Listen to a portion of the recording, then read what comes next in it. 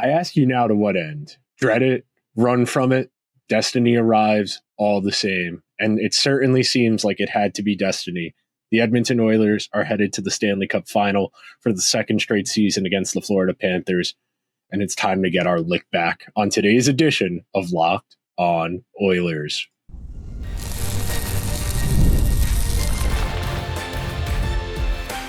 You are Locked On Oilers, your daily podcast on the Edmonton Oilers, part of the Locked On Podcast Network, your team every day.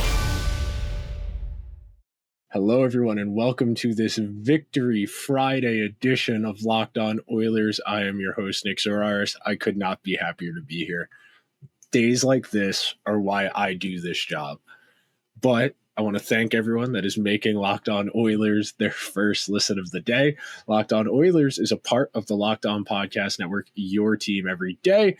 And on today's Stanley Cup Finals appearance clinching episode of Locked On Oilers, we're going to hit our usual three segments. We're going to start out talking about this game specifically, what went well for the Oilers, what worked so well, why they were able to pull away from Dallas. Our second segment, we'll expand it outward a little bit more, a bit of a reflection on the series versus the Stars at large, some takeaways, some lessons, and then in our final segment, it had to be this way, didn't it?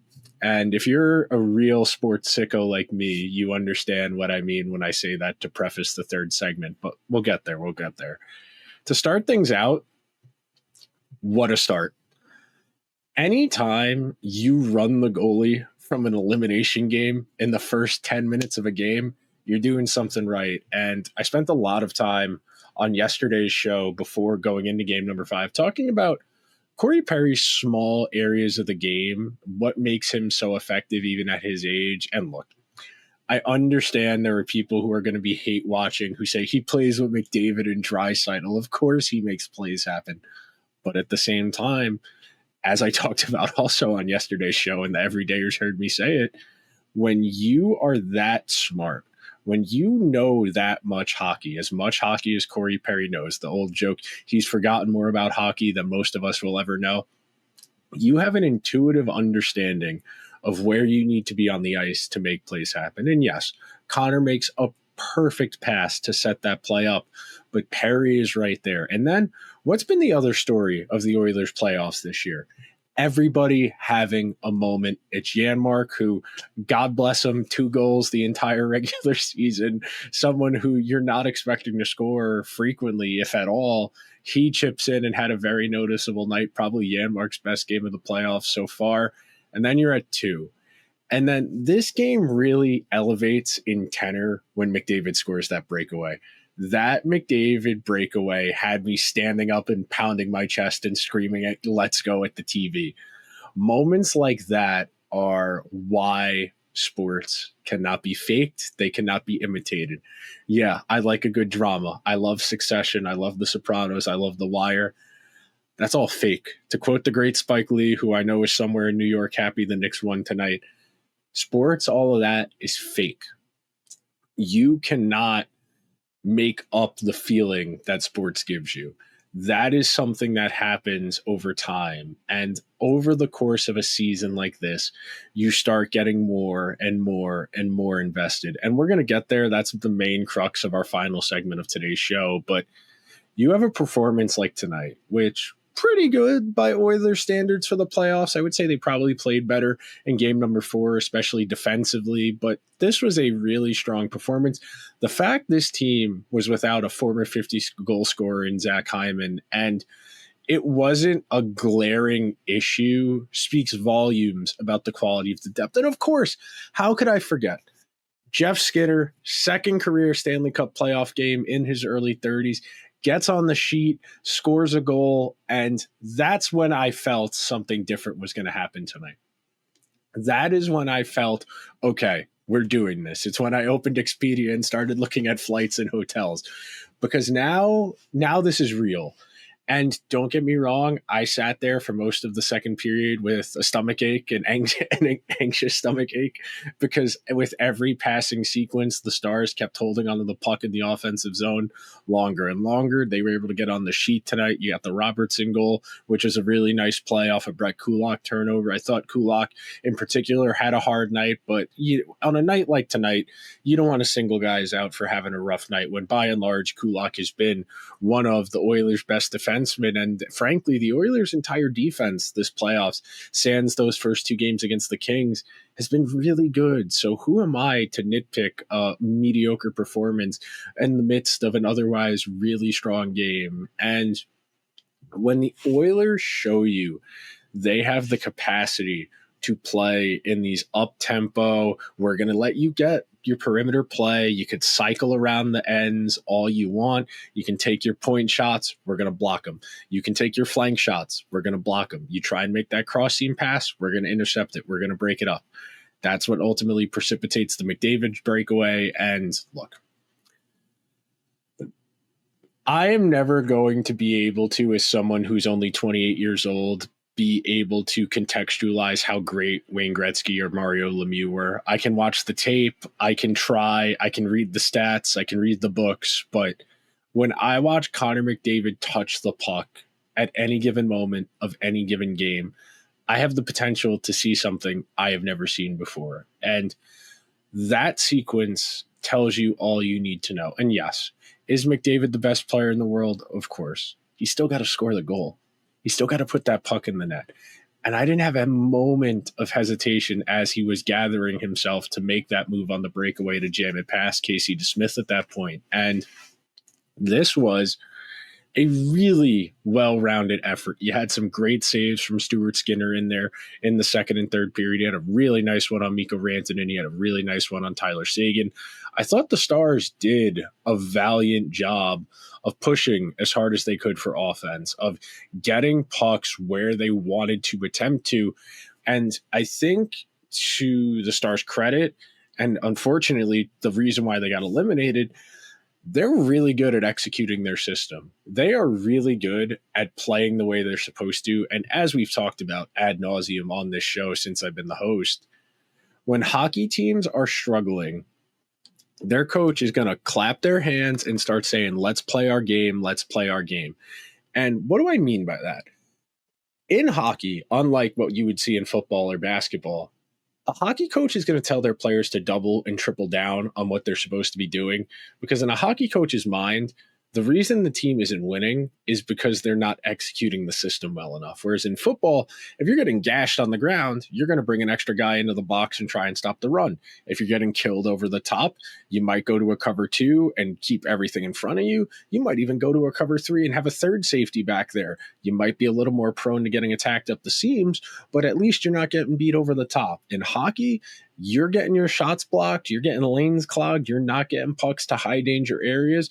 All right, let's go. High to low, high to low, high to low, point shots, deflections. And it's crazy to me how for much of this series, I felt like Tyler Seguin was the Stars' best forward. And that's not to discredit anyone. And I will have a little aside about this in the second segment, so I don't want to get too far ahead of myself. But like, losing to a good team is not a moral failure. The Stars are not bad people because they lost to a better team. The Stars have one of the best lineups in all of hockey, and the Oilers played in a way that frustrated them, that made them a little one-dimensional and took away what made them so good in earlier rounds. So we'll expand on that a little bit more coming up, but the Oilers played this series perfectly. They played just enough defense. They were perfect situationally in knowing when to go to attack versus when to be a little more conservative. And most importantly, and most notably, clinical defense. I talked about it with Hunter Hodes on Thursday's Locked On NHL. The closeout defense in the third period of Game 4 was as good as it possibly can. 3 shots on goal the whole third period. That is a masterstroke in defense. You added Ekholm back, who looked pretty good. And I need to go back, and I'll probably rewatch some of the tape from this game because we're going to have quite a few days till Game 1 of the Stanley Cup Final. But you take these moments, you take these opportunities as they come, and you don't count your chickens before they hatch. But right now, allow yourself to enjoy this. We are going to take our first break of today's edition of Locked On Oilers. When we come back, I'm going to extrapolate outward, and I'm going to explain to you how the Oilers were able to pull away in this series and what the real determining factors were, coming up next on today's edition of Locked On Oilers. The NBA and NHL playoffs are in full swing, and every night delivers highlight-worthy moments, major momentum shifts, and can't miss moments. Whether it's a game-winning shot, an overtime game-winning goal, or a crazy glove save, there's never been a better time to get in on the action. And FanDuel makes it easy to stay in the game before tip-off and puck drop and after the games start. With player props, performance trends, and same-game parlays, fans have more ways than ever to play smart and win big. Only series going right now is the Knicks and Pacers. The Knicks were able to win Game 5 to force a Game 6 back in Indiana. If you think the Knicks are going to keep it going, maybe you want to ride with Jalen Brunson. If you think the Pacers are going to send the Knicks home for the summer, maybe you go something with Tyrese Haliburton, points, rebounds, assists. Coming off of a rough night, I could see Haliburton bouncing back big on Saturday night. It's not out of the question. And if you're new to FanDuel, it's the perfect time to sign up. New FanDuel customers can win $200 in bonus bets if your first $5 bet wins. Make every moment more with FanDuel, an official betting partner of the NBA. Thank you to everyone who is hanging out on this Victory Friday edition of Locked On Oilers, this Western Conference Finals clinching edition of Locked On Oilers. And I said it in the series preview with Joey Erickson. I said the only thing that would surprise me in this series is if it ended in 5 games.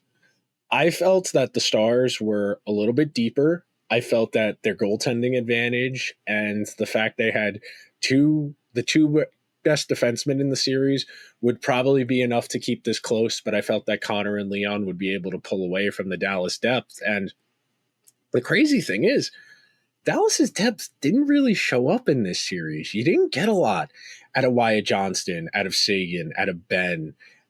You didn't get a lot out of the Stars' depth, and it's great to have the talent. I got to go and look at the numbers a little bit deeper and try and piece together some of because I really do feel that the Stars played a decent series, but when you're as reliant as the Stars are on volume, and frankly, you're as susceptible to the counterattack as they were in this series, and as well as the Oilers executed, you got to feel like it might be time to go back to the drawing board if you're Dallas. And look, there's plenty of time for postseason autopsies. I know there's a lot of conjecture about whether or not the Stars are going to move on from Jamie Benn, but right now, the big lesson for me, and something that is hard to measure and not something that coming into a series or even a playoffs at large, you're really going to be able to predict or forecast. But it really is so essential to find that opportunity and start building momentum, because one of the recurring themes of the Oilers regular season, and my big theme coming into the playoffs for Locked On Oilers, was, can the Oilers be consistent? In the regular season, it always felt like 2 steps forward, 1 step back. They'd play a really good game, they'd follow it up with a stinker. They'd play a mediocre game, they'd play a great game. There was never really a conscientious 1, 2, 3, 4. And that's generally the flow of a team that's going to go on to win a Stanley Cup. You hit a certain zenith where you reach like a eureka moment and you have that third eye open in the middle of your forehead. And suddenly hockey becomes a whole lot easier. It becomes a lot more straightforward. And we see the teams get hot at the right time. We saw the Panthers do it all the way to the Cup Final 2 years ago when they lost to Vegas. We saw the Blues do it from last place in the entire league to winning the Stanley Cup. But generally speaking, you got to be playing decent hockey going into the playoffs. The Oilers are an outright abnormality in that regard because of how poor they were down the stretch. And I'm not ignorant of the fact they were load managing guys. They were sitting guys who were dealing with nagging injuries because they wanted them to be ready as possible for the playoffs. They knew the likelihood of jumping the Kings in the standings for home ice was pretty negligible. And it was more valuable to the Oilers that they get as healthy as they could be and go from there. And They deserve a lot of credit for understanding their players and knowing what they needed to be successful. But the reason I bring up getting hot at the right time and momentum is because that Vegas series, the light switch flicks on after they lose the game with 4/10 of a second left. They play lights out hockey from that point. They come into this series against Dallas. They play the best hockey they have played all year in this series. And you continue to raise that bar game after game, series after series.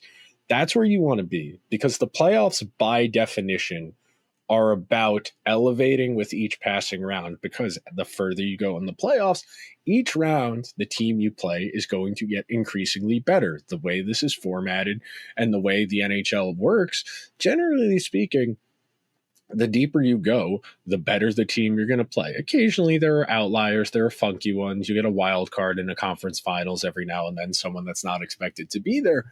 But this Oilers team really found something in the line combinations they assembled midway through that King series. And they haven't gone back to them, and they won't be able to, of course, without Zach Hyman, but they have shown you multiple forward permutations, multiple defensive pair permutations, and shown you the ability to win with both Pickard and Skinner in net. So you have all of that working for you. You can play a team like the Stars, who's probably better on paper, but played two series. Their first round series against Colorado went 7 games. Their second round series against Winnipeg went 6 games. That's taxing. That's grueling. That's tiring hockey. And I wouldn't say the Stars were overtired in this series. It's not like they didn't have energy, but I do think they reached a bit of a malaise at a certain point where they just kept trying to get to their game. They kept cycling the puck. They held the puck a lot in this series, but they weren't able to do a whole lot with it. And that's a testament to the Oilers defense. And real quick, I'm going to click over to Natural Stat Trick because I'm curious to see what the numbers say for the series at large. But I know in talking with Hunter on the Thursday edition of Locked On NHL, the big talking point I had was the disparity between the scoring chances and the shots on goal. And the reason I bring that up and why I think it's interesting, the Stars outscoring chanced the Oilers 264 to 227. Of those 264 scoring chances, only 105 at 5-on-5. I got to qualify. All of these numbers are at 5-on-5. Only 105 of them register as shots on goal. So they get dramatically outscoring chanced by almost 30. But in terms of shots on goal, it's only 105 to 103 at 5-on-5. That type of disparity tells you the Stars had the puck a ton, but it was a lot of empty calories, a lot of empty volume, whipping pucks at the net, hoping for a bounce, whipping pucks in the direction of the net, trying to get a deflection or a rebound or a second chance. And the Oilers played some of the best defense I have ever seen an Oilers team play. And they did it without Mattias Ekholm for the first 4 games of this series. You are getting great contributions out of guys who you would consider depth pieces, like John Klingberg, like the fact. And look, I was going to keep going and say Brett Kulak, but like John Klingberg has not played hockey for more than 2 weeks at a time in like 2.5 years. He played 12 games at the beginning of the 23-24 season for the Leafs, shuts it down, double hip surgery, comes back at the end of January, plays like 10 games as an Oiler in the regular season, gets inserted into the lineup in the King series, and he looks like John Klingberg.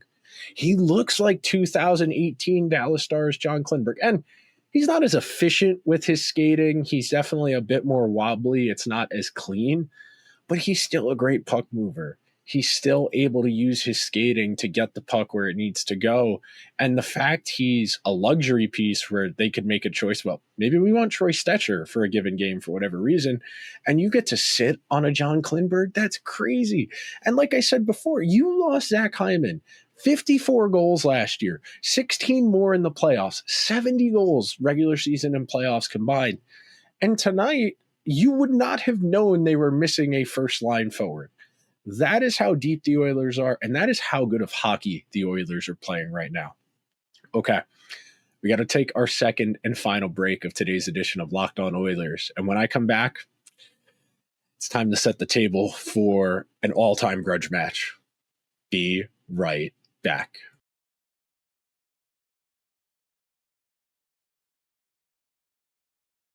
In the annals of sports history, there are many ways to describe the phenomena the Oilers are about to experience. You could say, to quote Ric Flair, to be the man, you got to beat the man. You could say sometimes to exercise your demons, you got to square up with those demons head on. And anyone who is a student of history understands that there is something emotional here now. The fact these two teams met 12 calendar months ago, played one of the great Stanley Cup finals of all time that came down to a single goal in a Game 7 in a series where the Oilers trailed 3-0, and pulled 3 straight wins out and had as good a chance as any team has ever had of pulling off that 3-0, overcoming that 3-0 deficit in a way that would have dwarfed what the Red Sox did to the Yankees. And that's always my frame of reference as far as torture, overcoming adversity, and exercising demons is the 2003-2004 Red Sox. 03, of course, they lose in Game 7. Aaron Boone, the walk-off home run in extra innings off of Tim Wakefield. The year after that, the Yankees win the first 3 games of the ALCS. They win game number 3, 19-8. The Red Sox squeak out Game 4. They squeak out Game 5. They squeak out Game 6. And then they go to the Bronx and they hang a 10 spot. Damon's Grand Slam. I can still picture it in my head, watching it on the box TV in my grandma's living room as, I think, a second grader. And when you have a moment like that, a formative moment in your life as a kid, as a sports fan, that sticks with you. And if you're the Oilers now, and look, the Oilers are as professional as it gets. They turn things off. They have turned themselves on, frankly, in these playoffs in a way that doesn't really seem like it should have been doable based on how they had played in the regular season and the injuries guys were coming off of. But this is a professional-laden hockey team with guys who, for the most part, have been here before on one level or another, have made deep and meaningful playoff runs. And these opportunities do not come around often. And I have spent the entire NHL regular season making the case the Oilers can still turn this around, to pull it out of their butts, whatever verbiage you want to use, because this is the best player in the world who knows he can do this. And you give a player like Connor McDavid a taste of what that is. You give him a taste of how a Stanley Cup final feels. You have created a lifelong addict, because as much as he's going to care about winning a gold medal with Team Canada next year, as much as he's going to care about trying to win some more Hart trophies, some Ted Lindsay's, being a hockey Hall of Famer, in his heart, the only trophy that matters is the one that's 35 pounds. And then when you put it over your head, it weighs nothing. This is one of the great sports stories of recent memory. The fact the Oilers are back here, the fact they're going to have to do it against the Panthers. And that's why I bring up the Yankees and the Red Sox. That's why I bring up the Penguins and the Red Wings from 08-09.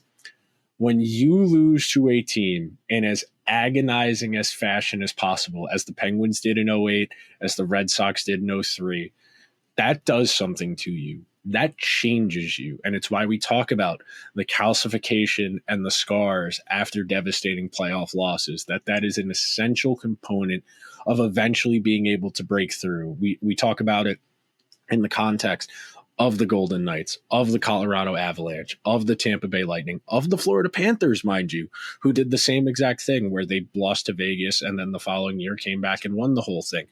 This is a recurring theme in the annals of hockey history, especially in this contemporary post-Stanley Cup era. Once we got out of that funky, weird first few years where you had you had Carolina, you had Anaheim. Once you got out of that, you started to get into what I would classify as these dynastic runs where you had the Penguins, you had the Blackhawks, the Kings, the Lightning. The Bruins didn't win multiple Stanley Cups, but won the most regular season games of any team in that window. So you have these great teams that define these eras. And some of these teams don't get second chances. You know, the Bruins only made 2 Stanley Cup finals in Patrice Bergeron's career. They only won one. You can make I will argue till I'm red in the face that Bruins team in 2019 was better than the Blues, and they choked. They got jobbed by the officials in Game 5, and they choked away Game 7. I think I can make an argument very strongly that 2018 Jets team that lost to the Golden Knights in the conference finals probably would have beaten the Capitals, but you don't always get back. I always think back to, if you're not familiar, there's a 30 for 30, the ESPN documentary series about the University of Miami, the football team, the Miami Hurricanes. Great team in the 80s, 90s, early 2000s. Won a whole bunch of national titles. The first coach they had, Howard Schnellenberger, who's no longer with us, so rest in peace, coach. But he said after they won that first national title, he had an opportunity to get another job. He was going to go to the USFL, which was a competitor of the NFL, and it didn't all come together. The team, the expansion franchise, never materialized. And in that documentary, he says, Cinderella doesn't get to go back to the ball. And that is the framing I have always used when it comes to these opportunities. You do not, as great as Connor is, as great as Leon is, as good as the Oilers infrastructure is, you don't get chances to do this all the time. It took the Oilers 20 years to get back to the Stanley Cup Final. 05, we'll be general, we'll say 19. So 2 Stanley Cup Finals appearances in 2 years versus the previous 19 between 05, 06 and the present. So with that in mind, you got to take this in. And the job is not finished. Let me not equivocate in the slightest bit. The Oilers did not do everything they've done this year just to make the Stanley Cup Final again. I said it in the open. This is about getting your lick back. And you have an opportunity to not just beat the team that beat you, but you have an opportunity to solidify yourself as one of the great teams in the history of this franchise, and I'm well aware of how great those teams were in the 80s. They had all those Hall of Famers. They had the greatest player of all time. You win a Stanley Cup with this team in this moment, in this way. You are solidifying yourself in immortality. And I know after they lost last year, I remember sullenly coming on and talking about, as much as this hurts, as agonizing as this is, you'll never forget this for the rest of your life, that these moments are burned in your heart. And there are little things from this playoff run that I'm always going to think about. I'm going to think about Connor and Leon looking at each other on the bench, the cut that ESPN makes where they're sitting on the bench, and they don't even look directly at each other. They're just in their peripheral vision. They look at each other, and it's effectively the Cam Newton nodding gif, because you understand that these guys are different. They are not like everybody else, and you don't get chances like this all of the time. And I am so unbelievably happy for the guys on this team that are here. You think about the journeys, the individual journeys these guys have been on over the last year. You think about how poor Darnell Nurse was in the playoffs last year. You think about how bad Matthias Ekholm's injury was at the end of the regular season, and there was question as to whether or not he could play even if the Oilers made a deep run. You think about Evan Bouchard's up and down regular season. You think about Brett Kulak never playing this much hockey in a season in his life. You think about all of the guys up and down that forward group, whether it's Zach Hyman, Ryan Nugent-Hopkins, Evander Kane, guys who either had down years or didn't play at all in the regular season like Evander Kane. All of these guys have made it here. All of these guys who have been through the last 12 months, and some of them haven't. Jake Wallman's only been here a month and a half. Trent Frederick has only been here a month and a half. But you add up these collective stories, these collective stories make up the fabric of this team. And you cannot help but have a smile on your face and just shake your head in a little bit of disbelief, and I'll wrap up on this note.